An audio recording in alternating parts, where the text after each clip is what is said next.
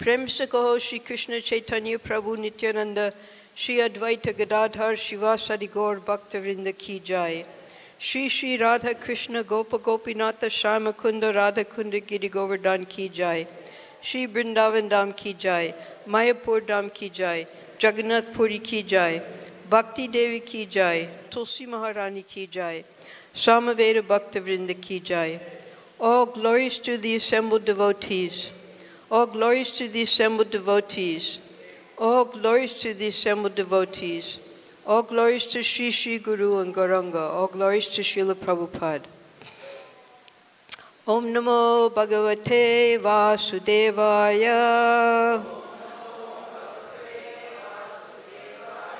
Om Namo Bhagavate Vasudevaya. Om Namo Bhagavate Vasudevaya. Hare Krishna. Today the bhaktas of the Govinda Nivas have requested a special lecture on let's go back home, back to Godhead. Should I bring this down? Is it too loud? It's okay. So this was a spontaneous class. For some reason, Maharaj, he had to go to a meeting today. And I was given 1 day notice to give this class. And normally it takes me 1 week, because I have a small brain, to properly prepare for a class and present it and memorize all the topics. So in advance, I apologize to everyone here, because I'm going to have to refer to some of my study notes during this class. I wasn't able to memorize everything that I would have liked to. Now, here we are in the material world. Of course, we're in Vrindavan, which is the spiritual world, but we have all taken birth in the material world.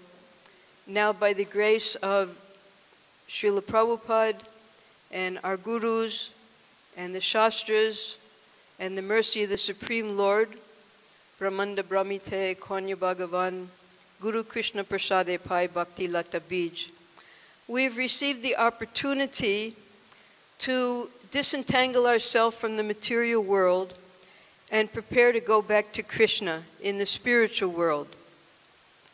Now, in the material world, it's a diseased condition. Everyone is suffering. And Srila Prabhupada and Srila Bhaktisiddhanta Saraswati, they likened the temples to be like hospitals for materially diseased persons, spiritually diseased persons. And by taking the proper medicine and proper diet, medicine being the holy name and diet being prasadam, one can become free from the material disease, that material disease being attachment to our material desires, and prepare to go back to Godhead. Now, believe it or not, there is a way to go back to Godhead in this very lifetime. Srila Prabhupada, he describes that process, and we will first go through the different stages to come to the perfection of life. And we'll also hear descriptions of life in the spiritual world, which is completely opposite to what we experience here in the material world. So in the material world, there's an eye disease. There's a material eye disease and also a spiritual eye disease. And they're both called myopia. So in the material world, this myopia means that you can only see things very close up. You don't have any long-range distance. You can't, everything is a blur. But you can see things when they're very close to you. So that's myopia. Now, spiritual myopia is my. If some people you talk to, my problems, my family, my bank balance, my this, my that, everything is my. Myopia. So they're totally wrapped up in themselves. Because in the material world, everyone has their own center of interest. And that center of interest is I, me, and mine. How am I going to be happy? How am I going to make advancement? Like that. So that's spiritual myopia. When we're just considered in concerned with our own world, my life, my problems, my advancement, spiritual myopia. Now, also, there are two different types of utopia. In the material world, utopia is defined as an imaginary place where human life goes on without any disturbances. The people all cooperate together, and economically, socially, legally, governmentally, individually, they live a very peaceful life. And there have been scholars and writers in the past that have imagined different types of utopian societies. But they all admit that this is imaginary. It's just the way I would like utopia to be. Because in the material world, they have no knowledge of the spiritual world. They're in a cloud. The cloud is covering the spiritual world. So that is material utopia, considering everything to be imaginary that could be perfect, because they admit that there's no perfection in the material world. But then there's spiritual utopia. And that spiritual utopia begins with you. You meaning to me. To me Sarveshwareshwara Brajendra Kumar. In the spiritual world, everyone is interested in you, in Krishna, in glorifying Krishna.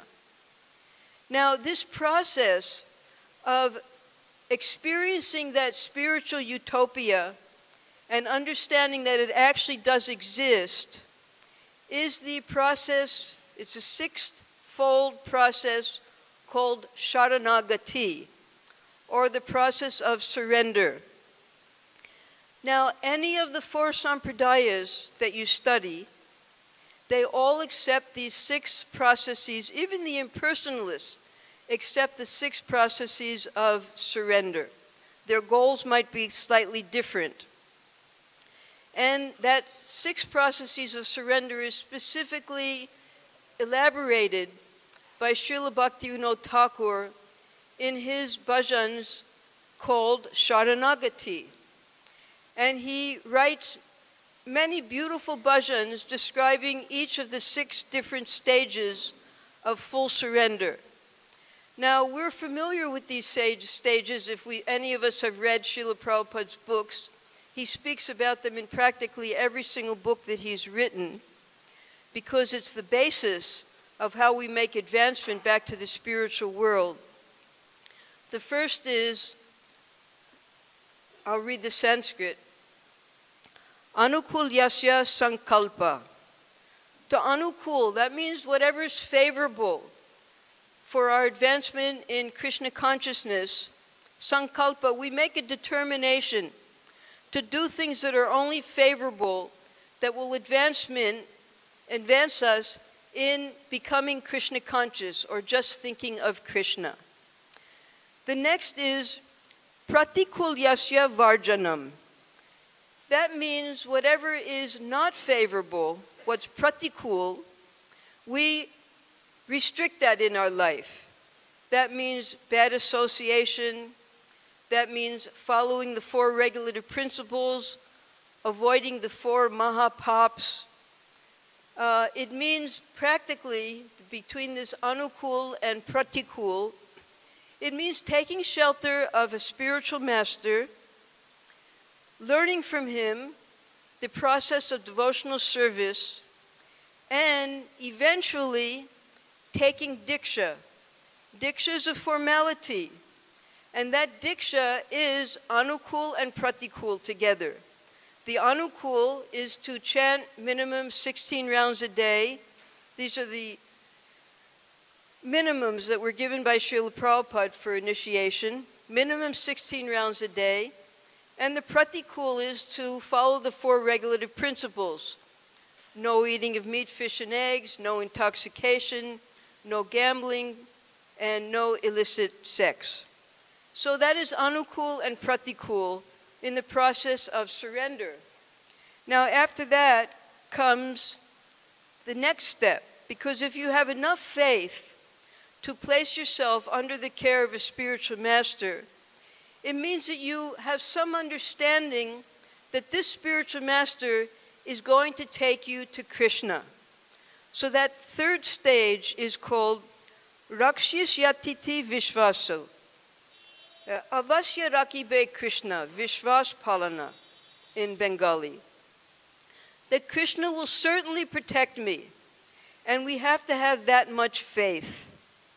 Now, if anyone has ever sat down and read the entire Brahma Samhita, which is practically the original book, the original hymns spoken, when Lord Brahma, when he was all alone in the universe, and he received the instruction tapa, and sat in meditation, and Krishna became pleased with him and played his flute. His flute playing went into Brahma's ears, and from his mouth came the Brahma Samhita. Now, if you sit down for one day and read the entire Brahma Samhita, it's not that long, it's only about 56, 59 verses. The conclusion of the Brahma Samhita is that exclusive faith in Krishna is trust. Because when we understand the greatness of Krishna, the beauty of Krishna, all of his opulences, and by reading the Brahma Samhita, we get a description of the spiritual world, then we have enough faith to proceed on this process of full surrender. So that takes us to the fourth and the most important of the processes, and that is Goptritve Varanam.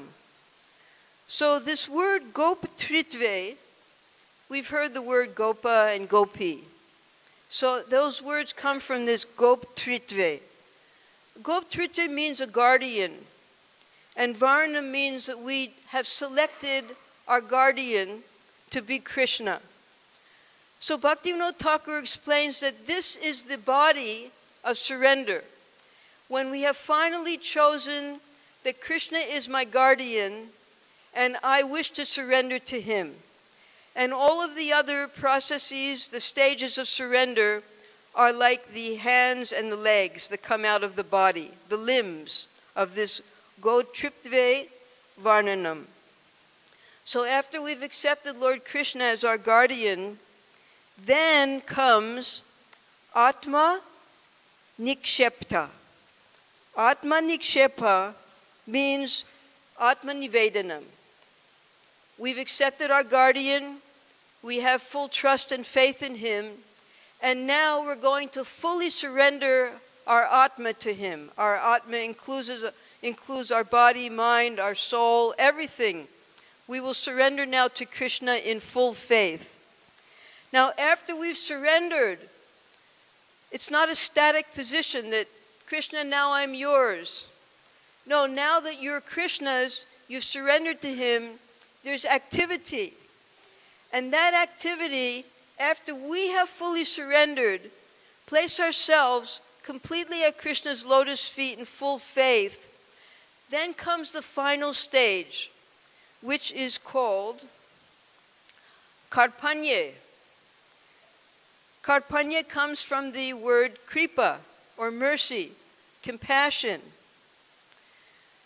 After we've fully surrendered, and we've realized that there's so many living entities who are still suffering in the material world, our mission then becomes the same mission that the Lord has, and that is to recall the fallen souls. And this is when, in all humility, we assist the Lord in his compassionate work of recalling the fallen souls back to him, to come back to home, back to Godhead. Now, most living entities in the material world voluntarily left the spiritual world because they didn't want to serve Krishna. They didn't want to be with Krishna. And they're trying 8,400,000 species of life to enjoy without Krishna. They don't want to go back to Krishna. But Krishna, being so kind, he comes as his own incarnations, his own avatars, the Yuga avatars, the Manvantars, the Shaktavish avatars. He sends so many of his devotees to the material world just because, being fully surrendered to that mission of trying to help those who are suffering, Krishna wants to bring us all back to Godhead. Now, unless we know what is Godhead, where is our home, why would we want to go there? So in different scriptures of the world, depending upon the mentality of the audience of those scriptures, Krishna will give some hints.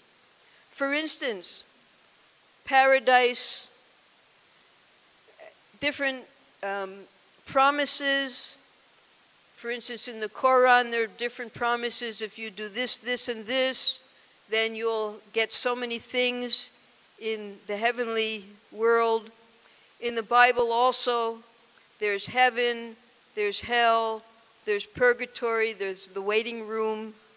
And in the Vedas as well, there are the heavenly planets, there are the hellish planets, and there are the middle planets where there's mixed suffering and enjoyment. But the special significance of the Vedas, and particularly the Bhagavad Purana and the other Puranas in the mode of goodness, is that there is given a description of the spiritual planets above paradise, above the heavenly planets. And this is what the devotee is aiming for. Now, Lord Brahma, in his Brahma Samhita, he gave beautiful descriptions of the spiritual world. We sing them every morning when the curtains are open. You can play that. I'm putting the slideshow just because it has beautiful descriptions of the spiritual world and also the activities of the preachers here in this world. Just let it run. It's an hour and a half long, okay? No sound. Thank you. Okay. So those descriptions that Lord Brahma gives from Brahma, because we're in the Brahma Madhva Gaudiya Sampradaya, we will concentrate on the teachings of Lord Brahma and the teachings coming to us through Sri Chaitanya Mahaprabhu. It was Sri Chaitanya Mahaprabhu who discovered the 5th chapter of the Brahma Samhita. The Brahma Samhita originally had 100 chapters. He could only recover the 5th chapter when he was traveling in South India. And he made sure to get copies of that made. He gave that to the devotees. And to this day, the acharyas were studying the commentaries. We're also hearing every day the slokas of Brahma Samhita. So it's a very important book to understand the spiritual world, being our Param Acharya, Lord Brahma. But you'll find that in any of the 4 sampradayas, this process of Sharanagati being the same, the descriptions and the scriptures all being the same, there are just some slight differences in techniques and how we're supposed to practice our Krishna consciousness, our God consciousness, depending upon which planet we want to go to. If we want to go to Vaikuntha Loka, if we want to go to Krishna Loka, like that. So sometimes you'll find some confused devotees. They'll come to the temple here and they'll undergo some training and they'll put some Gopi Chandan tilak on. And then after some time, you'll see them, next they'll have some black tilak on. And then after a little more time, they'll have some white tilak with red in the middle. and they just can't make up their mind which sampradaya they want. They don't understand. All the sampradayas are going to take them to the same place. They're all going to take them to Krishna. And once you take your vows to a spiritual master, having gone through the Anukul, the Pratikul, the Gotrita, everything, you've made your commitment, you stay with that guru and you follow his system, because he guarantees. Not only does he guarantee, but Krishna gives the guarantee in the Bhagavad-Gita, in the very simplest instructions that are given for advancing in spiritual life. Bhagavad-Gita alone can take us back to Godhead. There are two very important slokas that'll be in the third part of this, what Prabhupada's procedure is for going back to Godhead. But this middle part that I want to discuss now are the descriptions of the spiritual world coming from Lord Brahma and coming from the other shastras such as Srimad Bhagavatam. And I'm going to have to read them because it was too much for me to memorize in 2 days. So I just want to read these descriptions of Krishna's planet and what it means to go back to Godhead. The glorious, and especially Vrindavan, because here Srila Prabhupada has made his temple in the forest of Vrindavan for a very specific reason. He could have chosen anywhere to build his main temple. This temple was the summum bonum of Prabhupada's, all of his endeavors and his entire life, to build the Krishna Balaram temple. And he chose Krishna Balaram as the central figures because the Srimad Bhagavatam specifically discusses the pastimes of Krishna Balaram throughout all the cantos. So our being here, by the mercy of Prabhupada, in the forest of Vrindavan, serving Krishna Balaram, serving Shri Shri Gaurnitai, Radhasham Sundar, Lalita Vishaka, that's all by the mercy of the Acharya. And this Vrindavan, this is called Bhoma Vrindavan because it's when Krishna, when he descended here, he comes to this place only, to Vrindavan, to exhibit his pastimes. This Vrindavan is non-different from the eternal Goloka Vrindavan, where Krishna is enjoying his undisturbed pastimes, no demons, no passage of time, no having to go to Mathura and Dwarka, nothing. But we don't have those eyes yet to see the non-difference of the qualities of Vrindavan, both Bhoma, Gokul, and Goloka Vrindavan. So by hearing the glories of the Dham, hopefully our Jnana Chakshus will open. Because with our material eyes, even if we're sitting right here in Vrindavan, we will not understand that Vrindavan is any different from any other city in India. So I'll read some descriptions coming from the Shastras about the glories of Vrindavan Dham and why we should go through this entire process of surrender to go back to Vrindavan eternally. The glorious forest named Vrindavan brings great auspiciousness to the earth goddess. This forest has the power to deliver all living beings in all the worlds. The mere touch of its purifying breeze washes away all troubles. That touch opens the bolt on the door in the prison of the three Vargas. Now this is very important. The three Vargas means Dharma, Artha, and Kama. Because in the material world, ultimately everyone is aspiring for Kama, or sense gratification, and Artha, material prosperity. And in order to get those two things, they engage in Dharma, different types of religious processes. And here the Shastras are saying that these are the bolts on the prison, because we become entrapped, imprisoned in aspiring for Dharma, Artha, and Kama. But Vrindavan can open up that door so that we no longer aspire for those three things. we go beyond the stage of liberation to the Parama Purushartha, which means love of Krishna.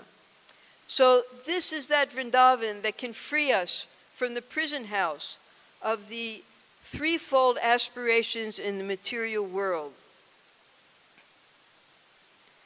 It carries away the fragrance of impersonal liberation. Although in other places the Supreme Personality of Godhead does not easily give the gift of devotional service, in the land of Vrindavan, he easily gives it always. In his heart, the demigod Brahma yearned to attain even a lowly birth in Vrindavan. So when Lord Brahma came to test Krishna's mystic powers, and he was completely crushed and defeated and humiliated, he made prayers to Krishna. He then understood the glories of the residents of Vrindavan and the glories of Vrindavan itself, and he prayed not to become one of Krishna's friends or one of Krishna's girlfriends. He prayed to just become a little clump of grass so that the residents of Vrindavan could step on him and he could get the dust of their feet. And if he wasn't qualified to become a clump of grass in Vrindavan, then let him become a clump of grass just outside of Vrindavan, so in case the residents ever have to leave Vrindavan, he could get the dust of their feet there. So that's the humility. When one understands the greatness of Vrindavan and the eternal residence of Vrindavan, even Uddhava, he prayed to be an herb or a creeper or grass in Vrindavan as well, just to get the dust of the feet of the inhabitants here. He thought his contact with Vrindavan was the beginning of his own glorious good fortune. The ways of Vrindavan are very mysterious.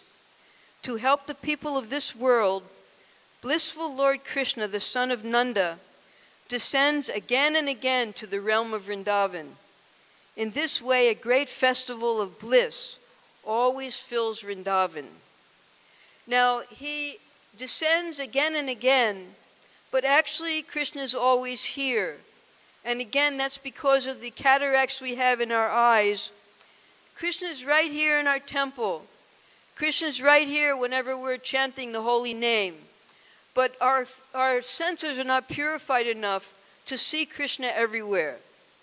Now, the fully surrendered soul, once a person surrenders fully to the Lord's lotus feet, he sees the Lord's form everywhere, not this world of moving and non-moving matter. So when we are fully surrendered to Krishna on the Uttama Adhikari platform, we can see Krishna everywhere.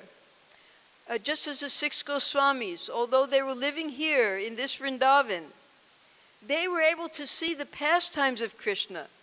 They were able to write so many books describing the beautiful playtimes, the pastimes that Radha and Krishna were enjoying with all of their associates. That's because they had full vision of the spiritual world even while living here in this Boma Vrindavan. Srila Sukadeva Goswami says, Vrindavan is filled with wonderful bliss. And this is the 10th canto, 11th chapter. O King Parikshit, when Rama and Krishna saw Vrindavan, Govardhan, and the banks of the river Jamuna, they both enjoyed great pleasure. So even the Supreme Lords, they derive pleasure from this place of Vrindavan with Govardhan and Jamuna that all descended here along with them. The Puranas call Lord Krishna by the name Gokuleshwar, the master of Gokul. This confirms the truth that Gokul is Lord Krishna's abode. Gokul is also the home of the Sarabi cows. Govardhan Hill is the shelter of Krishna and his cows. To one who simply bathes in her waters, the Jamuna gives the power to see Lord Krishna. To one who sees her, the Jamuna gives the sweetness of Lord Krishna's spiritual abode. So these are the opportunities that we have by Prabhupada's mercy of living here in this temple. We can walk right to the Jamuna. We can go to the Govardhan Hill. and immerse ourselves in remembering the pastimes that Krishna had in these holy places. The glory and beauty of Vrindavan has no limit. Indeed, Vrindavan is outside the realm of the material world. Lord Krishna himself, in the Gautamiya Tantra, says, "Vrindavan is my delightful spiritual abode. When they die, the cows, birds, deer, animals, human beings, and demigods who reside in Vrindavan go to my eternal spiritual abode. I, the master of all the demigods, never leave this forest. Yuga after yuga I appear in this abode, and I then again disappear. Material eyes have no power to see this glorious and delightful world of Vrindavan, where even now the wise devotees take shelter and directly see the Supreme Lord's pastimes. Lord Krishna manifested his spiritual form, a form described in Brahma Samhita and other scriptures, in the abode where he enjoys many manifest and unmanifest pastimes." So the manifest pastimes are the pastimes that we read in the 10th canto of the Srimad Bhagavatam, beginning with Krishna's appearance in Mathura, and then being carried here to Gokul, the killing of Putana, the killing of so many demons, and then finally the killing of the last demon, Dantavakra. And then Krishna, having concluded his manifest pastimes on the planet Earth, he then takes all of his eternal residents with him back to the spiritual world, where his unmanifest pastimes are going on eternally. Now, we'll read on, there's a description, the difference between these two pastimes, and the difference between the individuals who are engaged in them. "I worship that seat known as Svetadweep, where as loving consorts the Lakshmis in their unalloyed spiritual essence practice the amorous service of the Supreme Lord Krishna as their only lover, where every tree is a transcendental purpose tree." Now, when the devotees first came here, Prabhupada explained to them that all the trees here in Vrindavan and all of the birds are already back to Godhead.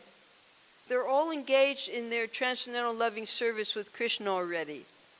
Some of these trees are great sages who wanted to observe the pastimes of Krishna, and therefore they took form as trees. The birds, they're singing the glories of Krishna always. The flowers are the smiles of Krishna. Everything here we cannot see with these present eyes, but by reading these descriptions, we can understand that everything here in Vrindavan is connected to Krishna and already engaged in Krishna's service.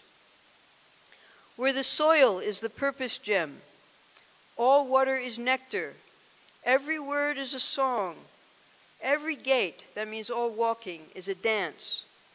The flute is the favorite attendant. Effulgence is full of transcendental bliss, and the supreme spiritual entities are all enjoyable and tasty.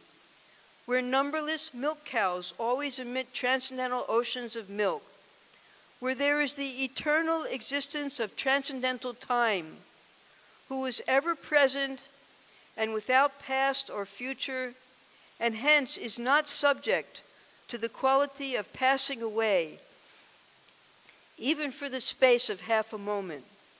That realm is known as Goloka to only a very few self-realized souls in this world.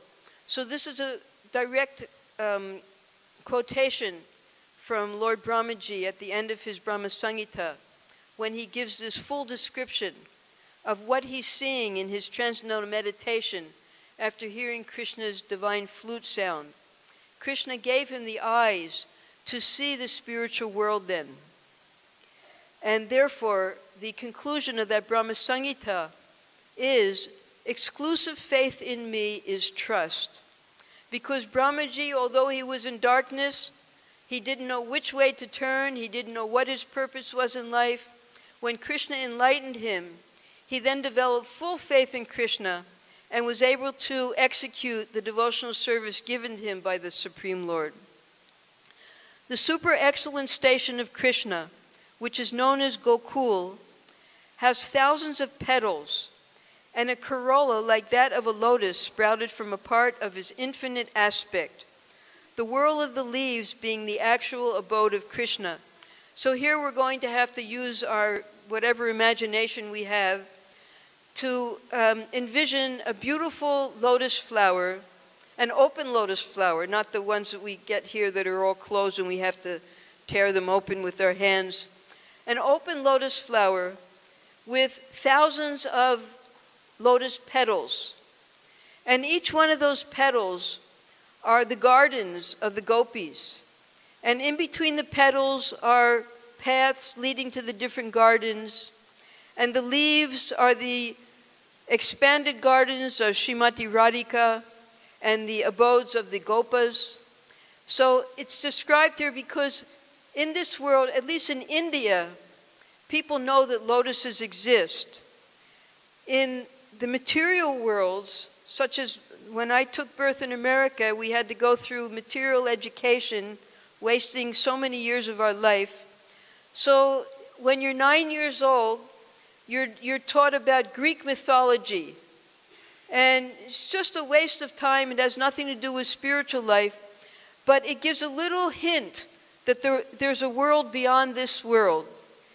And you study about Homer and the Odyssey, going from place to place. And he comes upon an island where there are people who eat lotus flowers. And they're so happy eating lotus flowers that they don't care about anything else. They just want to stay on their island and eat lotus flowers. So I raised my hand and I asked our teacher, I said, do lotuses really exist? And she says, no, they're just mythology. There's no such thing as a lotus. So materialists have no concept, even of things that we know exist here in India. We're so fortunate because we know we can see a lotus every day here. But materialists, they think it's mythology, myth, imagination. The world of that eternal realm of Goloka is the hexagonal abode of Krishna. So hexagonal means if you take one triangle and then you turn the triangle upside down like that, it has 6 points. 1, 2, 3, 4, 5, 6. That's a hexagonal diagram. And in the spiritual world, everything is built just like we have the word chintamani. So chinta means within the mind. Everything is built on sound vibration. So the abode of the Supreme Lord is built upon mantras. These are mantras that we chant when we're given our second initiation. We're given the Gopal mantra, we're given the Kama Gayatri, and all of these mantras, if we have the proper consciousness, we can see the spiritual world within these sound vibrations, because that's what the spiritual world is composed of, the sound vibration. Its petals are the abodes of the gopis, who are part and parcel of Krishna, to whom they are most lovingly devoted and are similar in essence. The petals shine beautifully like so many walls. The extended leaves of that lotus are the garden-like dham, the spiritual abode of Sri Radhika, the most beloved of Krishna. I worship Govinda, the primeval Lord, the first progenitor, who is tending the cows, yielding all desire, in abodes built with spiritual gems, surrounded by millions of purpose trees, always served with great reverence and affection by hundreds and thousands of Lakshmis or gopis. So we're singing this song every day when we have Shringar Darshan in the morning. But maybe we don't know what these songs mean. Chintamani, Prakara Sadmasu, Kalpa Vriksha, that's exactly what the translation is. That in houses built of Chintamani, being served by the gopis or the Lakshmi Sahasra Sata Sambrahma. So everything is given to us by our previous acharyas, what this spiritual world is like. We have to seriously understand them. what's being said. Because it is the home of the cows and cowherd people, Lord Krishna's abode is called by the name Goloka, the world of the cows. And because it is untouched by matter, and therefore is supremely pure, it is also called by the name Svetadweep, the White Island. Some few wise souls in this world know that this is the supreme and the highest realm. Therefore the transcendental Goloka and the transcendental Svetadweep, both mentioned in the Brahma Samhita verse, are the same place. I worship Govinda, the primeval Lord. All the gopis share the one same lover. His name is Govinda, Krishna, and he is the glory of Gokul. One by one he enjoys pastimes with each of the beautiful gopis. He is the best of all lovers of beautiful girls. Now, this is a beautiful sloka describing how everyone is in love with Krishna, whatever their rasa is. If they're animals, if they're clouds, if they're dirt, if they're trees, if they're gopas, if they're gopis. Everyone, everything, there's just one concentric circle in the spiritual world. Krishna's in the center, and all of the interests are centered around Krishna, whatever the person's or whatever the animal or object's rasa might be with Krishna. And therefore there's no conflict in the spiritual world, because everyone's interest is just to please Krishna. And we might hear that theoretically, but then the acharyas such as Rupa Goswami, Raghunath Das Goswami, Krishnadas Kaviraj, Jiva Goswami, they have written hundreds of books to describe how all of the devotees in the different rasas cooperate together purely for the satisfaction of their beloved Krishna.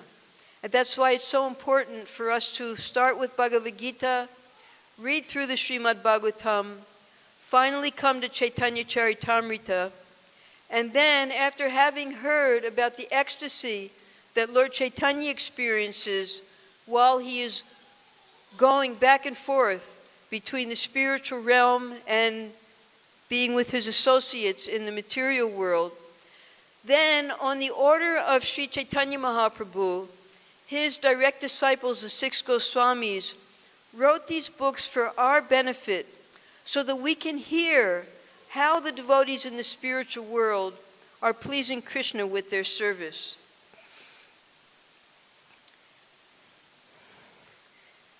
As explained in Brahma Samhita, because they have the power to fulfill all desires, all the trees in Goloka are Kalpavriksha trees. Not only are those trees glorious, but they are very extraordinary and rare. In their very nature, Kalpavriksha trees have very extraordinary qualities. There in the spiritual world, unpleasant things do not exist. Everything there is nectar. The fruits have no skin, seed, hardness, or anything unpleasant.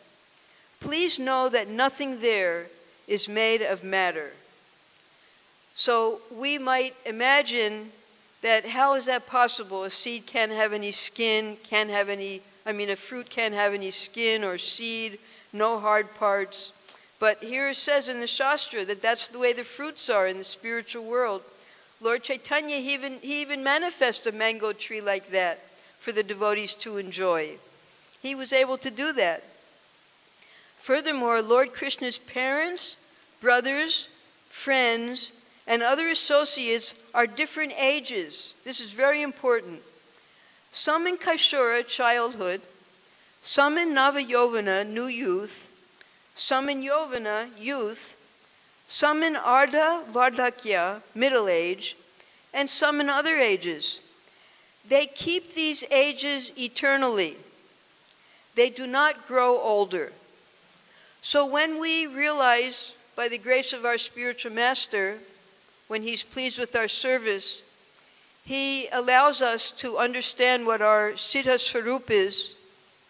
This is all possible by the grace of our Guru if we serve him nicely and he's pleased with our service, and we assist him in his mission. Our Siddha Sarup is an eternal Sarup. It's not that we take birth, we get old, and then we die again and dwindle. No, we have an eternal form that serves Krishna exactly to our desire how we want to serve him.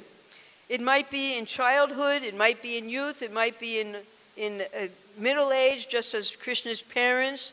Krishna's parents don't want to be little children. They want to serve Krishna as his parents. The little children don't want to grow up. They want to serve Krishna and play with him. Lord Krishna affirms that the world of Gokul is his very self. He says, I am Braja, the home of the cowherd people and their cows. In the filament of the lotus flower of Goloka are abodes where the kind gopas who think Krishna is their only treasure, reside. So the gopas and the gopis, they have taken full shelter of Krishna. Their whole life is to serve Krishna. And Krishna, in the daytime, he plays with the gopas. In the nighttime, he's enjoying with the gopis. And these are the residents of Vrindavan who we should aspire to serve as well. Lord Krishna made Radha the queen of Goloka. That is described in the Puranas. There it is also said that Krishna has fallen under the spell of Radha's transcendental qualities. In the great world of Vrindavan are many pastime forests. Krishna's eternal world, and the souls who love Krishna have placed in me the hankering to see them. When they hear of Goloka's wonderful glories, the people in the numberless millions of material universes, and even in the Vaikuntha worlds, yearn to go there.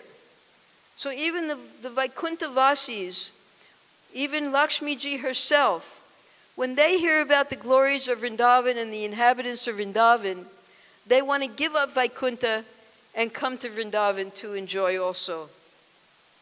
What to speak of them, even Goddess Lakshmi yearns to go to Goloka. Accompanied with his friends and kinsmen, Lord Krishna eternally enjoys glorious pastimes in Goloka. Again and again plunged in Goloka's sweetness, my heart yearns to go there. First, I will gaze in meditation on the beauty and glory of Lord Krishna's pastimes in the quadrangular world of Goloka. As he takes care of the cows, Krishna jokes and plays with his friends. And this was the meditation that Srila Prabhupada had. His spiritual master gave him a mission. He spent his whole life to fulfill that mission.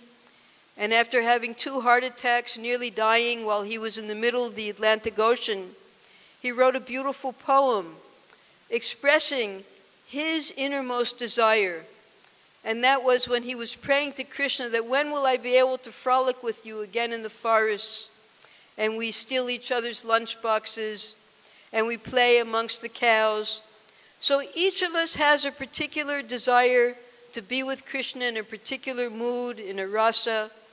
And as we attempt to fulfill the mission of our spiritual master, that rasa and that sarup becomes manifest to us, just as it did with Srila Prabhupada in his meditations.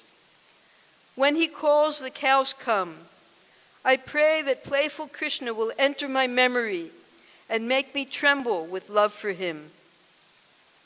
When will Krishna and Balaram, holding hands, laughing and joking, make my heart tremble with love? Someday will the music of Krishna's flute, music that makes the trees push out new shoots, makes the hills melt, makes the water become solid, and makes the rivers flow backwards, because the rivers are flowing along, but when Krishna plays his flute, they want to go backwards to get closer to Krishna where he is. So they stop going forward, they go backwards. Enter my ears as I meditate and make me tremble with love. At sunrise and sunset, pulling back the calves, this is during the milking time, let the calves go to the mother, they drink, and then you have to pull back the calves. Milking the cows, collecting the milk, taking the cows into their barns, meeting with Krishna, singing songs of Krishna's pastimes, and shedding tears of love. The cowherd boys, the hairs of their bodies erect, fill my heart with bliss. So we can get little glimpses of this because we see there's still remnants of that community of cowherds here. We have our Goshala. We can always go down and serve the cows.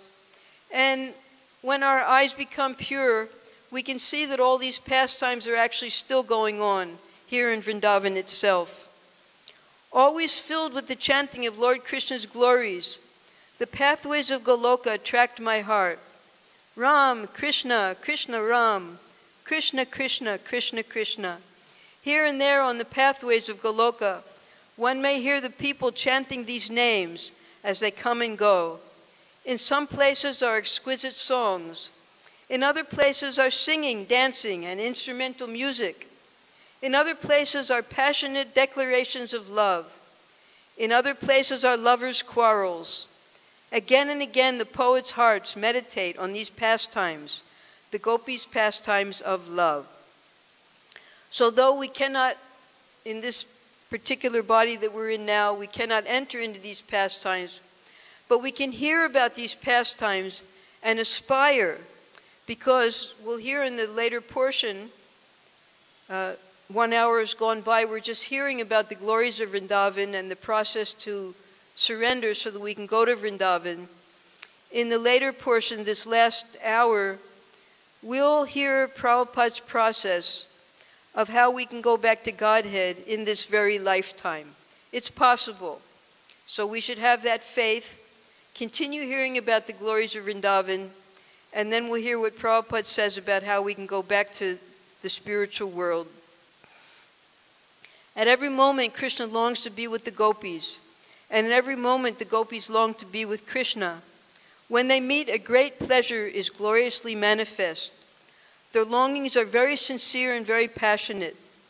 Sitting on a splendid throne in a palace, in a forest world, more splendid than the sun or any other light, visible only to the devotees and hidden from others, and served by a host of gopis, the sweet nectar that is Sri Sri Radha Krishna in vain tries to slake my thirst to always gaze on them. So some devotees aspire to see Krishna Balaram, some devotees aspire to see Radha Krishna, some devotees aspire to see Gaur Nitai, because in the section of Goloka Vrindavan there's also Chaitanya Mahaprabhu's pastimes, because he's always engaged in Sankirtan, and that Sankirtan movement is, as we're chanting Hare Krishna, we're meditating on these sweet pastimes in Goloka Vrindavan.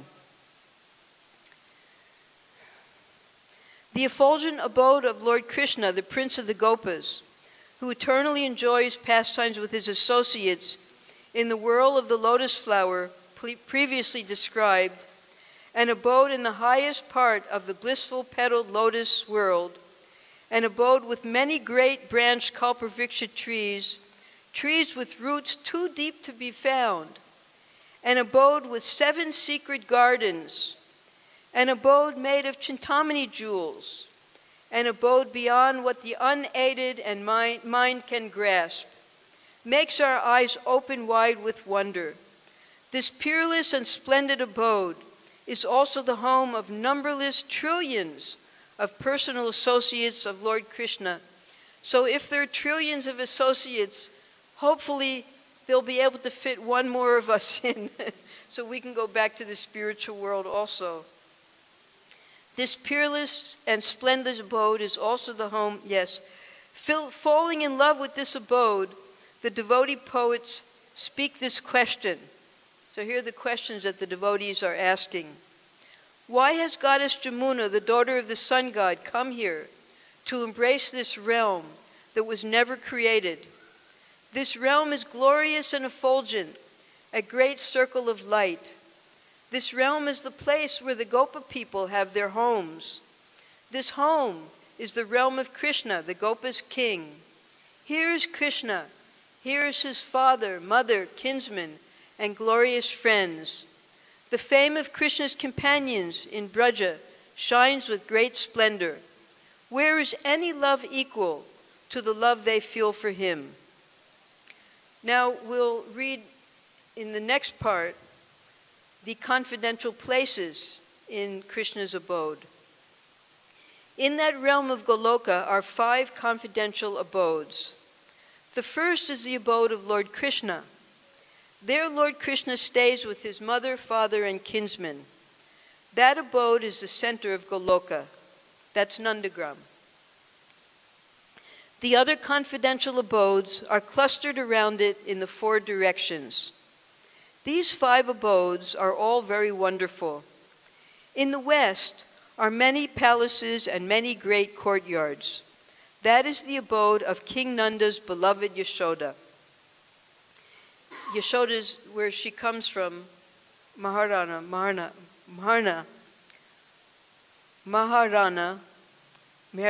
it's called. It's to the west of Nandagaon. Has anyone ever been there? Beautiful little village where Yashoda grew up.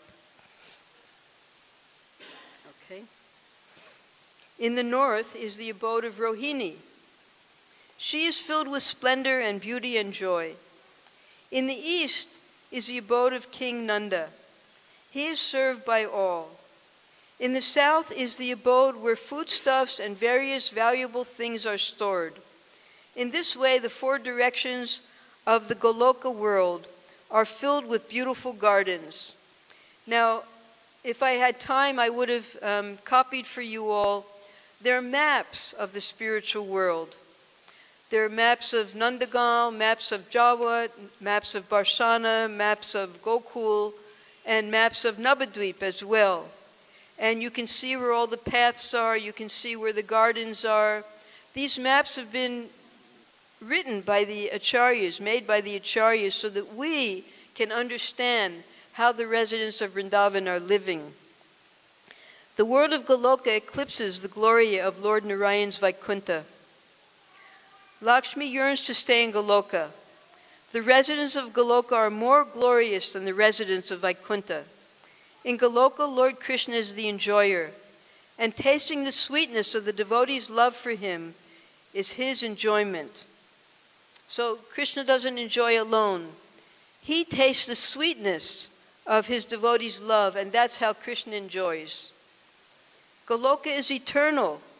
Everything in Goloka is beyond the touch of the limited material mind. Who can find the end of Goloka's glories? Of all that is auspicious, love for Krishna is the most auspicious. Is it Lord Krishna who now stands before us like spiritual love personified? Or is it the people of Vraja assembled together? Though they may try again and again, neither Brahma, Shiva, Narada, or anyone else has the power to love as Krishna and the people of Vraja do. So this is our great fortune. Prabhupada has made us into residents of Vrindavan. We simply have to understand the love of the Brijbasis, the original Brijbasis, not the rickshawallas that tell you that they're Brijbasis. No, these original eternal associates of Lord Krishna, who Krishna is never separated from in Goloka. That love is very wonderful. Although their love brings great happiness, their only motive is to please Lord Krishna. As the Supreme Lord's creation of the world is beyond human understanding, so the love felt by the people of Braja is also beyond human understanding. That love will not tolerate the logician's attempts to discuss and understand it. Because that love attracts the heart, the following words are said. Fully aware of what those activities are, the worshipable people of Braj always perform activities that will inflame their thirst for Krishna. As they come and go, busy about their business, their hearts yearn after Krishna. I hope someday I will love Krishna as they do. So this should be our aspiration. So now we're going to come to, now that we've heard a little bit about what our aspiration should be, there's a section, and that is, there are just 2 more things about Braja that I'll read, and then we'll go to what Prabhupada says about how we can attain Braja. The people of Braja are very wonderful to see. The followers, friends, and associates of the Gopal king Nanda and his wife Yashoda, who was like his second half, are overcome with love for Krishna. Because they are tightly tied to Krishna with ropes of love, the splendor of Krishna's handsomeness has made Nanda and Yashoda splendid like the sun and moon, and their associates splendid like stars. Because in the eternal pastimes that never change, Krishna, he's living with Nanda and Yashoda in Nandagaon, and Nanda's brothers and all of his relatives, Yashoda's relatives also, they come every morning just to get a glimpse of Krishna and Balaram. And they have a wonderful festival with Krishna and Balaram before they go out to herd the cows. So all of the associates of Krishna, every day they do this. They just yearn to see Krishna throughout the day, and depending upon what their particular services are, they're engaged in pleasing Krishna with that service. Even Lord Krishna's seemingly ordinary activities are glorified in song. Lord Krishna's birth and early childhood, which are mostly seen by the elders of Braja, Lord Krishna's boyhood victories over the demigods, which are mostly seen by his boyhood friends, such as when he defeated Brahma, when he defeated Lord Indra, when he defeated Varuna. Lord Krishna's great mercy to Kaliya and other demons, which is seen by the devoted people of Braja, and especially Lord Krishna's pastimes of love with his gopis beloved, are all glorified in song. So that's the great benefit we have. Bhaktivinoda Thakur and the other acharyas, they have given us beautiful bhajans, the Leela bhajans, the kirtan bhajans, all different types of bhajans, so that we can remember Krishna's pastimes. To show his birth pastime and other pastimes to the devotees who worship him in their glistening hearts, Lord Krishna, accompanied by the people of Braja, descended to this earth, killed the demon Dantavakra, and then returned to the world of Goloka, where suffering never enters. So when Krishna comes, he doesn't come alone. He brings all of his eternal associates with him. He brings the land of Vrindavan with him. He brings the Jamuna River. He brings Govardhan Hill. And we, being on the other side here, we now have the opportunity to enter into Krishna's pastimes. For instance, the eternal associates, the Nitya Siddha Bhaktas, they're coming and going with Krishna. But unless there's some way to become a Nitya Siddha devotee, what is the purpose of Krishna consciousness? So Krishna gives us the opportunity that by following Vaidhi Bhakti, sadhana bhakti, we can become perfected in our devotion. And in our next life, we can go to the universe where Krishna is manifesting his Bhoma Leela. And by associating with the Nitya Leela devotees who have come with Krishna, we can also perfect our devotional service. And when Krishna takes his eternal associates back to Goloka Vrindavan, we can go back with them and also become eternal associates. Now, how do we do that? This is coming from Srila Prabhupada's teachings in his books and in his letters. The devotees work to remind the fallen souls of their actual position and to bring them back home, back to Godhead. Such stainless servants of Godhead are very dear to him. They receive such special favor from the Lord for their compassionate work that they can even go back to Godhead in this very lifetime and not be forced to take another birth. So this was written in the very early days when Prabhupada was here at the Radha Damodar temples. You won't hear this word, stainless servants of Godhead. This is the way Prabhupada spoke in those days, such beautiful poetry. This is the way, as we heard in the process of the 6 limbs of Sharanagati, this karpanye, humility and compassion.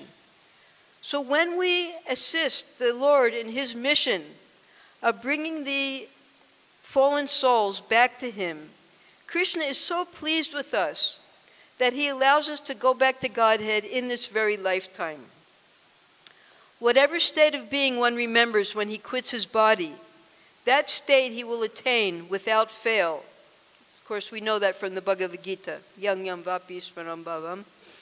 The character of the subtle body at the time of death is determined by the sum total of one's activities during one's lifetime.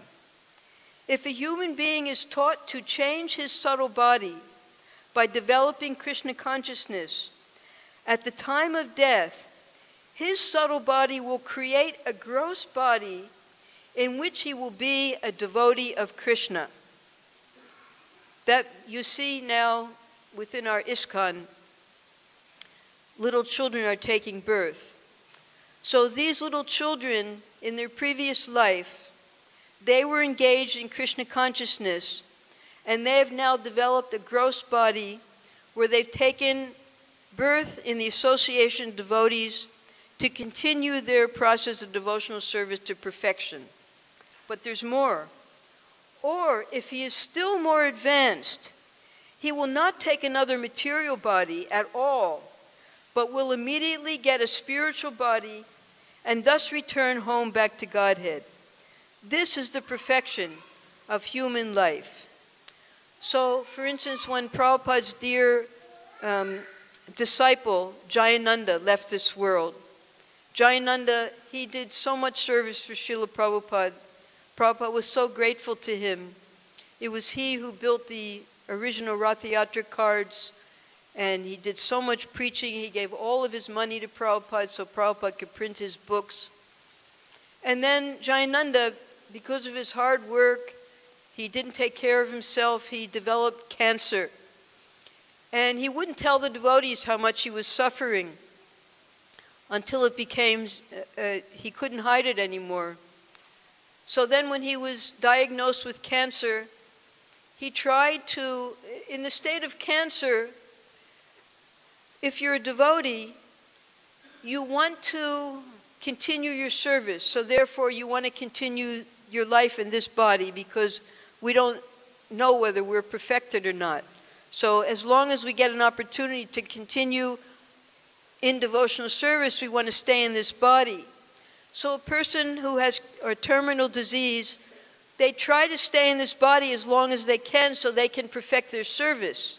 Just as we saw Kadamba Swami doing. He was dying. He had hundreds of tumors all over his lungs. And he was still leading kirtan in the temple. He wouldn't take any painkillers even. Up until his last breath, he was trying to do kirtan.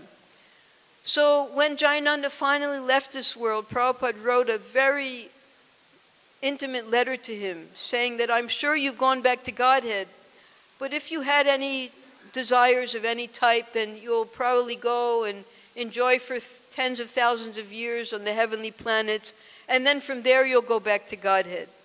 So if we can't make it in this lifetime, and Krishna assures us this also in the Bhagavad-Gita, he gives guarantees in the Bhagavad-Gita because we're all very new when we read Bhagavad-Gita. So he gives us, he says, if you do this, you'll get that.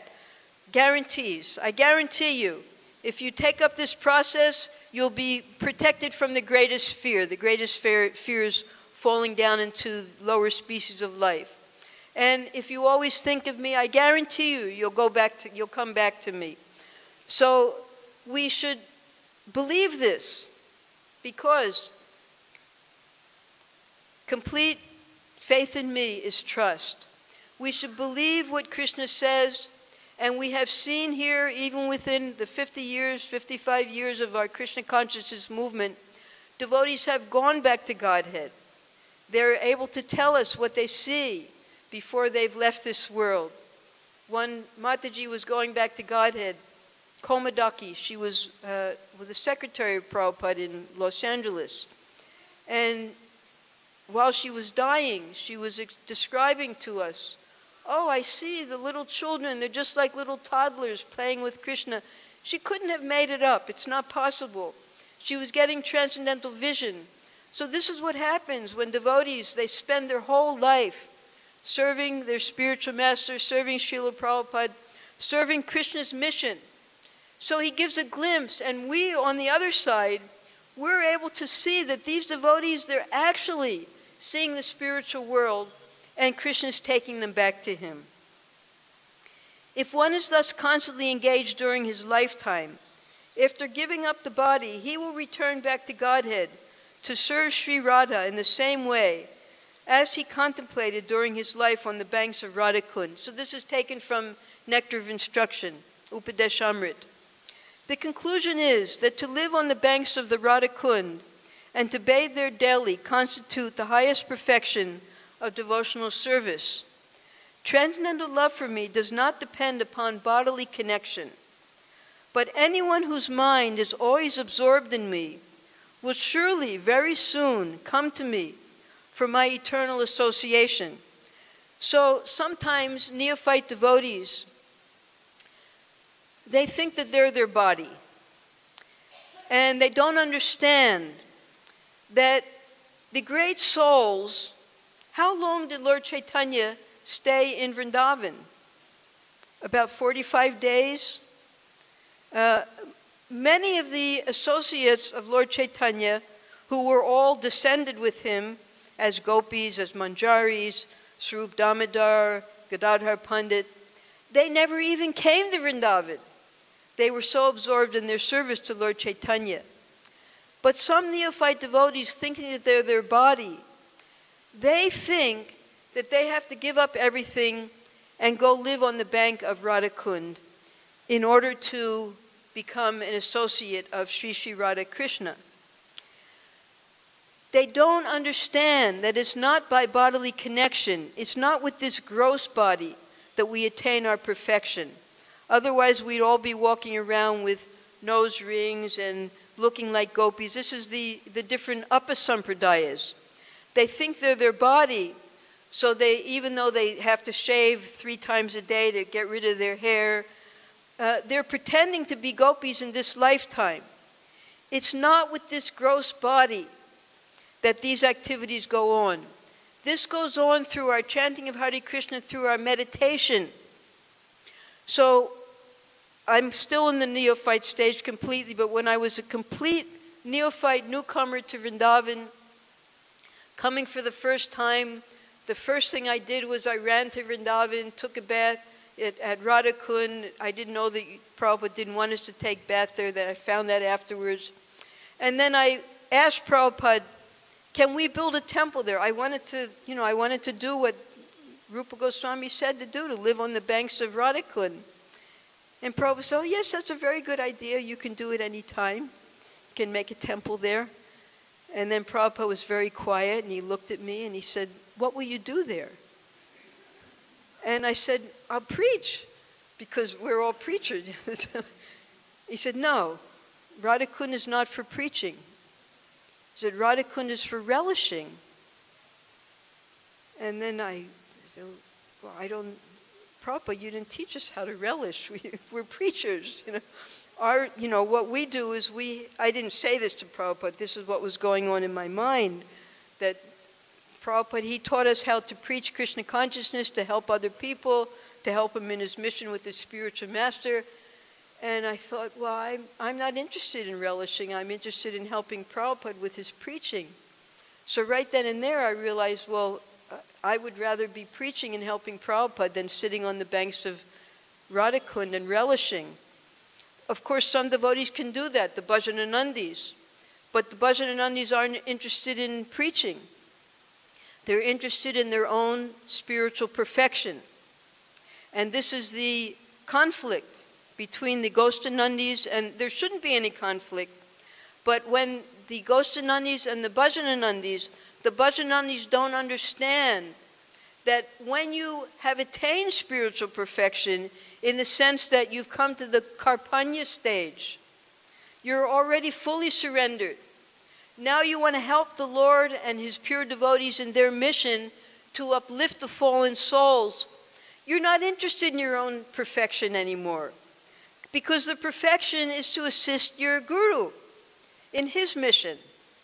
So this is the wonderful glory of what Prabhupada has taught us within the Krishna consciousness movement, that if we want spiritual perfection, we don't have to sit on the banks of Radhakund and take a bath there 3 times a day.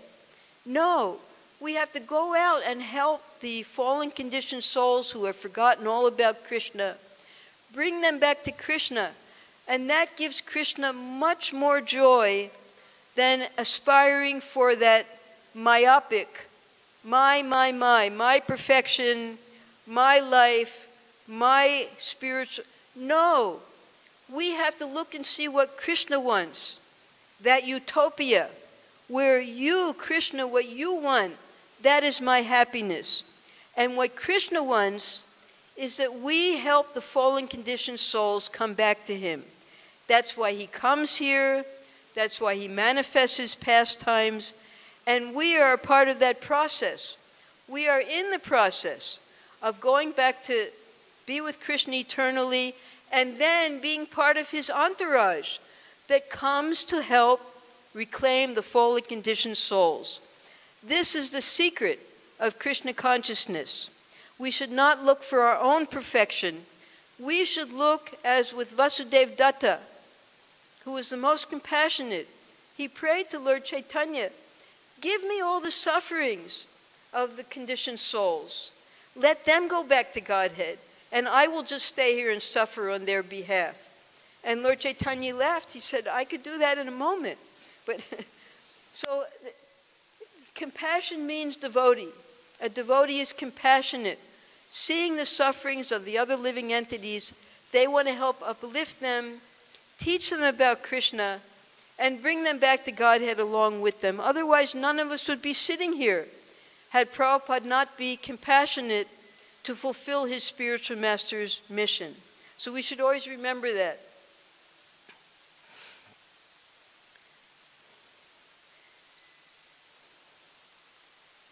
Prabhupada, this is a question that a devotee asked Prabhupada.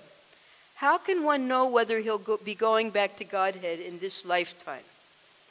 Prabhupada, yes, believe in Krishna. He gives his word. Janma karma chame divyam, evam yoveti tatvataha, tyaktva dehum punarjanma, naiti mam eti sarjuna. One who knows the transcendental nature of my appearance and activities does not, upon leaving the body, take his birth again in the material world, but attains my eternal abode, O Arjuna. Now Prabhupada speaking. Krishna says, anyone who understands me in truth, he does not accept any more material body. He comes to me. That's it. The guarantee is there. So you try to understand Krishna. If you do not understand anything more, if you simply accept it without any hypocrisy, that Krishna is the Supreme Personality of Godhead, he'll protect me. Let me serve his lotus feet as far as possible. This much qualification is sufficient. Therefore, he returns to the kingdom of God immediately after quitting this present material body. So that's so simple. It's the 4th chapter of the Bhagavad-Gita. Krishna explains why he comes here, yada yada hi dharmasya. Then he goes on to explain that if you simply remember my pastimes, my birth, my activities, then you will come to me. Very simple. Yes, immediately after giving up this body. The example is given in Shastra that if, when you walk, just like the steps, like this, imagine that you're walking. So this step is secure. Then another step. When you feel it is secure, then you get up this step. So one step, then the next step, then the next step. Only when you're secure in one step do you take the next step. This is our practical experience. Similarly, unless our next birth is fixed up, we do not leave this body. at the time of death by superior authority, what body I'm going to take next, that has to be decided. So you'll see sometimes when a person is at the moment of death, they'll go into something called a coma, C-O-M-A. Coma means they're unconscious, but they're not giving up their body. So Prabhupada explains that in the stage of coma, the higher authorities are deciding what type of body this living entity is going to take next. So sometimes there's a big argument going on, like we had the case of Ajamil. The Vishnudutas came, the Yamadutas came, they had a huge argument. Ajamil could see them all arguing. He watched it happen. And then he didn't go back to Godhead immediately. No, he was in coma. He was watching the superior authorities arguing. No, he's so sinful. We're taking him. No, he chanted the name of Narayan. You can't take him. And the Yamadutas had never been defeated before. They had never even seen Vishnudutas. You know who the Yamadutas are? They are the sinful living entities, just like sometimes you're put in jail. And when you're on good behavior, you're able to do work out. You're not locked up in the prison all the time. You can help the police as monitors, as wardens, things like that. So those are the Yamadutas. They're very sinful, good behavior. They finish their sentence, and now they become Yamadutas, assistants of Yamaraj. So when they went back to Yamaraj, Yamaraj explained that yes, it's true. If you chant the name of Krishna, the name of God, then you don't get, I have no jurisdiction over them. That's why we wear our neck beads. Because when the Yamadutas see this, Yamaraj warned them, said, never go near a devotee. Stay distance from them. So when they see the neck beads, when they hear the name of Krishna on our tongue, the Yamadutas stay away. So then Ajamil, he wasn't allowed to go back immediately. He was put back in his body, and then he went to Haridwar, and he engaged in sadhana bhakti. He perfected his devotional service. And again, when he had perfected his bhakti, the Vishnudutas came, they put him in the airplane, and they took him back to Vaikuntha. So this is, we're reading about it, we see it amongst the devotees, and we're going to also experience it. We've experienced it now millions of times, but we've forgotten. Just like even Arjuna, an eternal associate of the Lord, he forgets when he changes his body. Now, there was one disciple of Prabhupada named Sudama. Sudama, in the very early days, devotees would take so many risks. Prabhupada would just send them anywhere, all alone. So Sudama went to Tokyo, to Japan, all alone with his wife. And they opened up the Tokyo temple, and then Prabhupada came there and made devotees and initiated. That's where Bhanu Swami came from Tokyo. That's where the devotees went when all the money had to be collected for this temple, because Japan is a very wealthy country. So Prabhupada wrote to Sudama, I thank you for being so sincere in helping me to spread this great mission of Krishna consciousness. You have always served me very faithfully. So I pray that Krishna may bless you with a long life with which to open many temples, and that in this very lifetime, you may return back to home, back to Godhead. Can you imagine Srila Prabhupada praying to Krishna that we can go back to Godhead in this lifetime? Now, what happened to Sudama? He became the victim of material desires. After Srila Prabhupada left, he gave up his sannyas. He went to enjoy. He couldn't enjoy. He realized it was hopeless. By that time, he had gotten a terminal disease. He came back to the Association of Devotees, and the devotees took care of him up until his last breath. And his mother came. When he was dying, his mother came, And the devotees were all chanting. They all loved Sudama. And his mother was yelling to Sudama, "Go back to Prabhupada, go back to Prabhupada." Because she knew that the only time Sudama was happy in his life was when he was serving Prabhupada. So with the devotees chanting and his mother screaming in his ear, "Go back to Prabhupada," Sudama gave up his life, and I'm sure with Prabhupada's prayers, even though he fell down. And that's the amazing thing. That's what astonished all of us. He fell down, he gave up sannyas, he tried this way, that way to enjoy so many ways, total failure. End of his life, comes back to devotees. Same with Upendra. They leave after Prabhupada left. Many devotees left because they were very dependent on Prabhupada in his physical form. But at the end of their life, they came back to the association of the devotees chanted, and then they were able to remember Krishna at the time of death. Here's another devotee. His name was Ujjwala Das. Ujjwala was one of the Priya Narmasakas of Krishna. "I have given you the spiritual name Ujjwala Das. I am very pleased to hear that you have been such a great help to Chitsukananda there in our Mexico City center." Chitsukananda went again with his wife to Mexico. No devotees were there.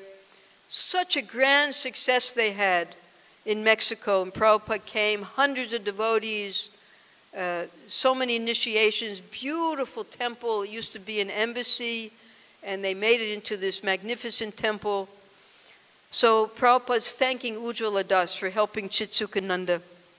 "I can understand that you are a very sincere boy and are a very eligible candidate for going back to home, back to Godhead. And the process is simple. Follow the regulative principles very strictly. Chant at least 16 rounds of beads daily. Read our literatures. Go for street sankirtan, etc. In this way, keep yourself engaged in Krishna's business 24 hours. And in this lifetime, you will become perfectly happy and in the end reach the supreme destination." So here it is. This is all we have to do. Chant minimum 16 rounds of beads daily, read Prabhupada's books, go on Sankirtan, follow strictly the 4 regulative principles. Now this is a very important aspect of our spiritual life. We'll read more why. "You are training yourself up very nicely to be a serious preacher of this Krishna consciousness movement. That much is wanted. Sincere men who will become very strong for preaching work throughout the world on behalf of Krishna. Now you apply yourself to this task very seriously and become learned in all the aspects of our Krishna consciousness philosophy. And take this opportunity in this lifetime to go back home, back to Godhead. That is my request." Prabhupada made it very simple. If you practice these basic principles successfully, not forgetting your duty even for a moment, automatically your love for Krishna will come out and you will keep yourselves always enthusiastic to serve Krishna. So you have now got the golden opportunity of this human form of life, and it is not by chance that you have met your spiritual master. So if you are intelligent, you will conclude that whatever else I may do, I must accomplish the supreme goal of my life in this very lifetime and go back to home, back to Godhead. Otherwise, Maya is always looking for an opportunity to drag us down, and especially she may attack those devotees who are trying to go away from her. But if you keep yourselves always engaged 24 hours in Krishna's business and help me spread this Krishna consciousness movement all over the world, however you are best able to do it in your own way, then you will be freed from all attachment to Maya by Krishna's grace. Just as when the darkness and the light come together, The darkness cannot stand before the light. So Maya cannot remain in the presence of Krishna. Always remember, therefore, to chant Hare Krishna, and that will save you in all circumstances without any doubt. And, of course, you're all here. Most of you were born here in India. You've never had to go to the Western countries where they have no concept of Krishna whatsoever. Just as when Prabhupada came to America, no one had heard of Krishna. And he sat down, he started to chant Hare Krishna, and from that chanting of Hare Krishna, the entire ISKCON society was born. So if we take a risk for Krishna, as Prabhupada did, we go to a foreign country, we even go to cities here in India where there are no temples, we take that risk, then certainly we will get the blessings of Prabhupada and the whole parampara for carrying out Krishna's mission. Now try to understand our philosophy very carefully by reading all of our books, and Prabhupada gives a list of the books. In addition, please follow the regulative principles very rigidly, such as chanting daily 16 rounds on the beads, attending classes, getting up for Mangalarti. These regulative principles will make us very strong in Krishna consciousness, and very rapidly we can advance in this way. So under the direction of the senior devotees there, try and become fixed in your devotional service to the Lord, Sri Krishna, and this will certainly bring complete satisfaction to you and make you eligible for going back to home, back to Godhead, in this very lifetime. Live blissfully and peacefully as husband and wife. You can also go back to Godhead if you're married. And if you go on chanting 16 rounds daily, Krishna, who is within our hearts, will direct you further as to the best way to advance more and more in progressive Krishna consciousness. We must never forget that this present life is temporary and may end at any moment. So the purpose of our existence should be to become fully Krishna conscious and go back to home, back to Godhead at the end of this present life. The devotees, now this is very important. The devotees must all bear in mind that they are promising to follow the 4 regulative principles. We know what they are. And also chanting a minimum of 16 rounds of japa daily. This promise is made before the spiritual master, before the deity, the devotees, Vaishnavas, the super soul, and the fire. 5 witnesses when we take our vows at the time of initiation. Everyone should take very seriously this vow and make steady and sure progress in Krishna consciousness and go back to Godhead, back to home in this lifetime. In this way, if they hold firmly to this principle, there will not be any obstacle to their steady progress in Krishna consciousness, and one can go back to home, back to Godhead in this lifetime.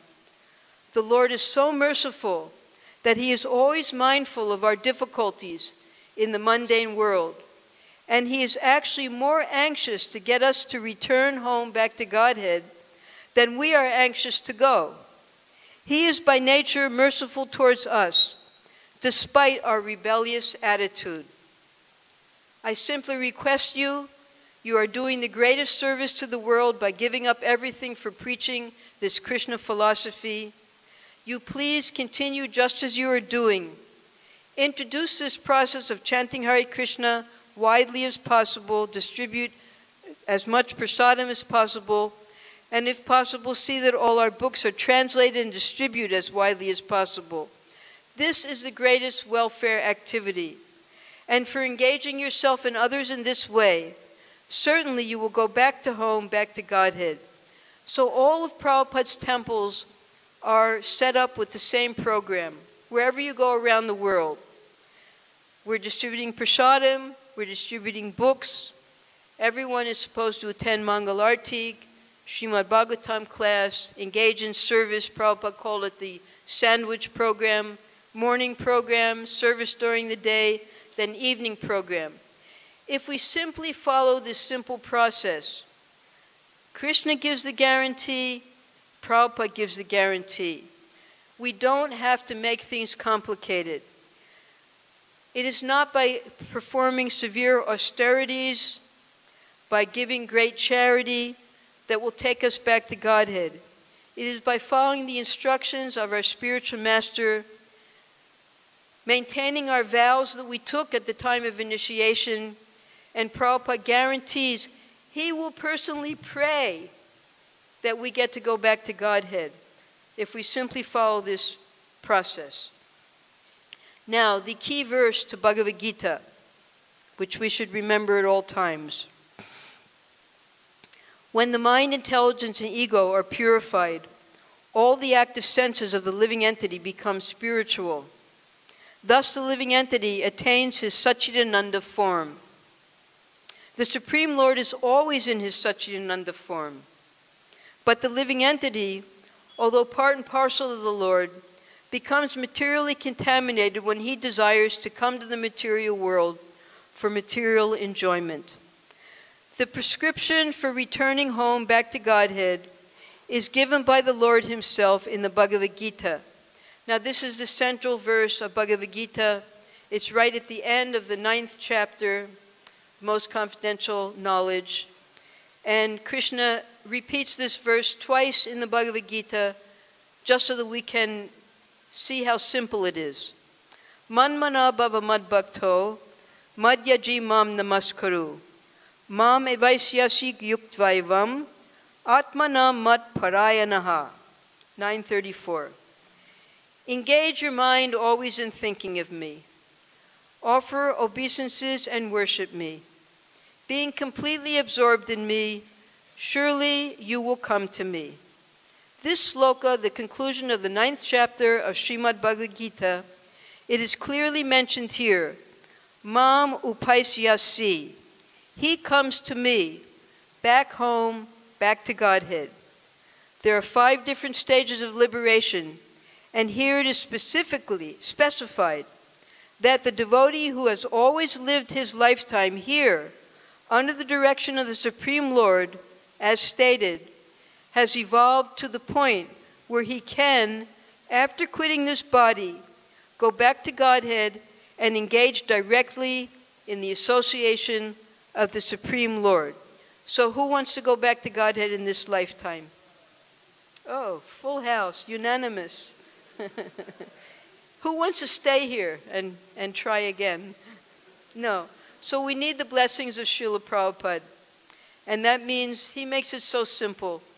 Very strictly follow the 4 regulative principles. Now in Kali Yuga,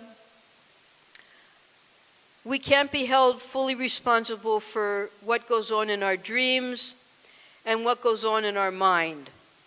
In previous yugas, if we even thought of sinful activities, we had to suffer the reaction. In this, because our minds are so unsteady and our life is so short, and we're not able to engage in meditation for thousands of years as in previous yugas, naturally, you just go out on the street and there's so much contamination. So we have to be a little merciful both to ourselves and to those who we're trying to help in our Krishna consciousness. We can't expect everyone to become an instant pure devotee, including ourselves. We have a process, and that process is take our medicine. That means chant minimum 16 rounds a day. Some of us who are very sinful, who are very, very contaminated, we have to chant more rounds because we don't feel satisfied after just chanting 16 rounds. By the time I'm chanting 16 rounds, I'm still looking at my phone in the morning. So sometimes we have to chant more rounds. If we feel that 16 rounds, our mind is still not dedicated to thinking of Krishna, increase your rounds. Prabhupada did not tell us to stop at 16 rounds, that no, now I'm finished, hang up my bead bag, and I can do anything damn please any damn thing I want for the rest of the day. No. One time I was asking Prabhupada, he had just given me Gayatri Mantra. And my temple president, we had 4 devotees in the temple. He said, okay, Now you have to do the 6 offerings. You have to chant the Gayatri mantra 6 times a day when you make the offering. I said, but Prabhupada just told me to chant it 3 times a day. I'm not going to chant it 6 times a day. So I said, I'm writing to Prabhupada. I'm going to ask him about this. So I wrote to Prabhupada. I said, is it okay to chant Gayatri mantra more than 3 times a day? And Prabhupada, he misunderstood me. I mean, it wasn't a misunderstanding. He was giving me instruction. He said, why are you going to Gayatri mantra? Hare Krishna mantra is more powerful than any other mantra. You have the facility to chant Hare Krishna 24 hours, so do it. So then Hare Krishna, 24 hours a day. I couldn't do it. But I'm still trying to do it. Because if we're chanting Hare Krishna on the beads, Prabhupada would tell us 16 rounds on the beads and 100 rounds off the beads. Yes. So the devotees here, when we had too much service, like with Bibhu Chaitanya, this is why we glorify him. He would get sometimes he couldn't get his rounds done, but he would be cooking all the offerings. And as he was cooking, he was chanting constantly beautiful kirtan. So on our beads, 16 rounds. Off our beads, 100 rounds a day. And that means whatever we're doing, we should chant the Hare Krishna mantra and always think of Krishna, because Manmana Baba Mad Bhakto Madhyaji Mam Namaskaru. Very simple. These very instructions were iterated by all the acharyas, such as Ramanujacharya, Madhvacharya, and Chaitanya Mahaprabhu. The 6 Goswamis also transmitted the same message, and we are simply following in their footsteps. There is no difference. That's why you don't have to go hopping from one sampradaya to another. The same instructions, the same essence is there. Become Krishna conscious. Every sampradaya is studying the same Bhagavad-Gita. We all get the same instructions. Once you've accepted your spiritual master, you follow his instructions, you associate with the senior devotees, and you prepare to go back to Godhead. One should be thinking of Krishna in devotional love. That is bhakti. One should cultivate the knowledge of Krishna continuously. What is that favorable cultivation? It is to learn from a bona fide teacher. The main business of human society is to think of the Supreme Personality of Godhead at all times, to become his devotees, to worship the Supreme Lord, and to bow down before him. The Acharya, the authorized representative of the Supreme Lord, establishes these principles, but when he disappears, things once again become disordered. The perfect disciples of the Acharya tried to relieve the situation by sincerely following the instructions of the spiritual master. So Srila Prabhupada, he had approximately 5,000 initiated disciples. When Srila Prabhupada left this world, many of Prabhupada's disciples went in different directions. Some of them thought that without Prabhupada's physical presence, how will we be able to make spiritual advancement? So Prabhupada explains the spiritual master from within the heart. The spiritual master is the external representative of Chaitya Guru within our heart. So the spiritual master is with us just as Krishna is with us in the heart. And from within the heart, he gives us direction how we can advance in our devotional service. This is an eternal relationship.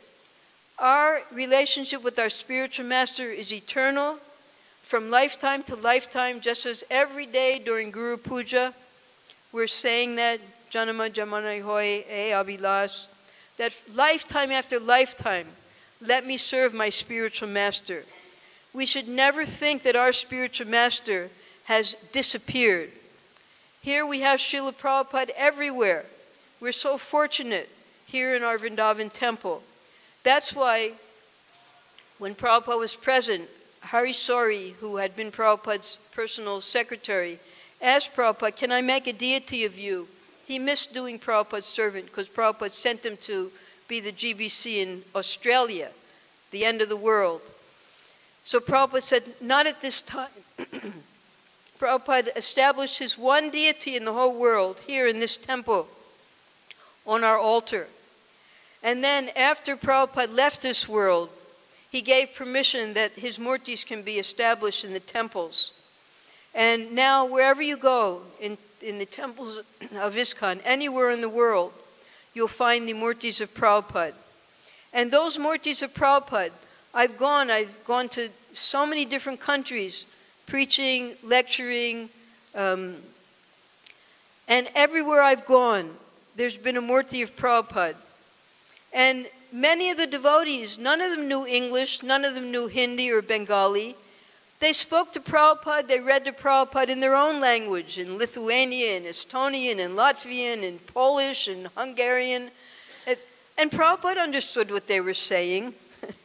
Just as Krishna, he knows all the different languages. So Prabhupada, in his murti form, he was accepting the service of all of those devotees from all over the world. One time I prayed, when Prabhupada had just left, that I thought I was being smart, that Prabhupada, please let me go wherever you are. And the next thing I knew, I got a notice to leave the country, and I went to about 11 different countries around the world, and I saw then that Prabhupada is in all of these places. I prayed to go wherever Prabhupada was, and there was Prabhupada in every country that I went to. So Prabhupada, just as Krishna can expand himself in the deity form, the spiritual master also, he can expand himself and accept our service. So we have to understand the transcendental nature. Even sometimes the devotees expand themselves. The example is given in the Srimad Bhagavatam, when Krishna went to Mithila, and he had all of the sages with him, and two devotees, Bahulasva and I forget who the other one was, the king. Who was it? The Brahmin in Mithila? Two devotees invited Krishna to come to his house at the same time. So Krishna expanded himself, and he also expanded all the sages, and Krishna, along with all the sages, went to the two devotees' houses. So it's possible. Krishna can do that. He can even expand the pure devotees so that they can be all over the world to accept the service of their devotees and their disciples. We should never think that our spiritual master is not with us. He's guiding us in our heart. And where is he guiding us? He's guiding us back to home, back to Krishna in the spiritual world. So thank you very much. If there are any questions, we have a few minutes.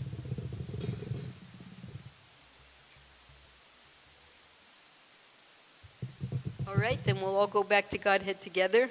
Hare Krishna. Jai.